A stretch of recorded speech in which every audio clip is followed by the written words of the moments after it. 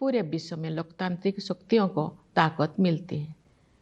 मेरे प्यारे देशवासियों, वर्ष 2021 से वर्ष 2024 के बीच 8% की औसत वार्षिक वृद्धि दर हासिल करके भारत सबसे तेज गति से बढ़ने वाली बड़ी अर्थव्यवस्थाओं में शामिल है।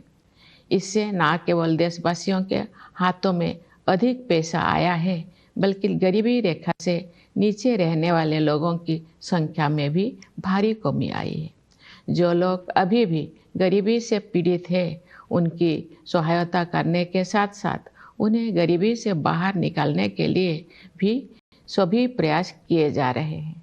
उदाहरण के लिए कोविड-19 के शुरुआती चरण में आरंभ की गई पीएम गरीब कल्याण अन्न योजना के तहत लगभग 80 करोड़ लोगों को मुफ्त राशन दिया जा रहा है, जो ये भी सुनिश्चित करते हैं कि जो लोग हाल ही में गरीबी से बाहर आए हैं, उन्हें पुनः गरीबी में जाने से रोका जा सके।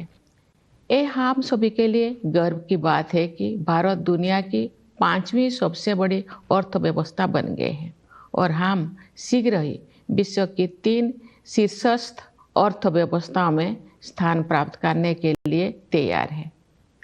ये सफलता किसानों और श्रमिकों की अथक मेहनत, नीति निर्माताओं और उद्यमियों की दूरगामी सोच तथा देश के दूरदर्शी नेतृत्व के बल पर ही संभव हो सकी है। हमारे अन्नदाता किसानों ने उम्मीदों से बेहतर कृषि उत्पादन सुनिश्चित किया है। ऐसा करके उन्होंने भारत को कृषि क्षेत्रों में आत्मनिर्भर बनाने और हमारे देशवासियों को भोजन उपलब्ध कराने में अमूल्य योगदान दिया है। हाल के वर्षों में इंफ्रास्ट्रक्चर को काफ़ी बढ़ावा मिला है। सुविचारित योजनाओं एवं प्रभावी कार्यान्वयन ने सड़कों और राजमार्गों, रेलवे और बंदरगाहों का जाल बिछाने में मदद की है। भावी प्रौद्योगिकी की अद्भुत क्षमता को ध्यान में रखते हुए सरकार ने सेमीकंडक्टर और आर्टिफिशियल इंटेलिजेंस जैसे कई क्षेत्रों को बढ़ावा देने पर विशेष बल दिया है। साथ ही स्टार्टअप्स के लिए एक आदर्श इकोसिस्टम भी बनाया है, जिससे उनके विकास को गति मिलेगी। इससे निवेशकों में भारत के प्रति आकर्षण और अधिक बढ़ गया है। बढ़ती हुई पारदर्शिता के साथ बैंकिंग और वित्तीय क्षेत्रों की कार्यकुशलता में वृद्धि हुई है।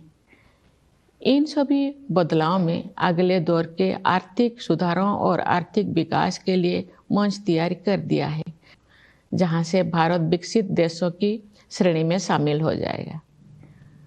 तेज गति से हो रही न्यायपरक प्रगति के बल पर वैश्विक परिदृश्यों में भारत का कद ऊंचा हुआ है।